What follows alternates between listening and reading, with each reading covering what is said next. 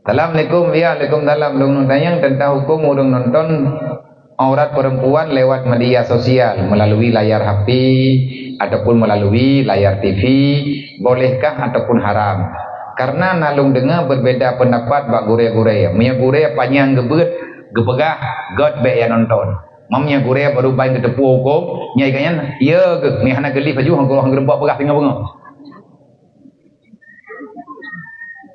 Nya urang inang gengyang aurat uragam bapi, uragam gengyang aurat urinang bapi. Jeut yang gengyang kan aurat langthong memang. Yang gekalan adalah bekasan. Lagi urang dron nekalan lung lang HP. Lung empat kudu. Tapi lang HP-nya lagi deh lung mana? Nekalan nekalan lung langthong kan.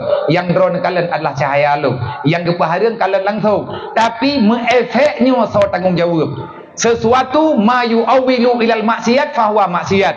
Perbuatan yang akan mendatangkan perbuatan maksiat, maka itu maksiat. Wal maksiatu haram, dan apa yang membawa kepada haram maka juga haram. Nampak?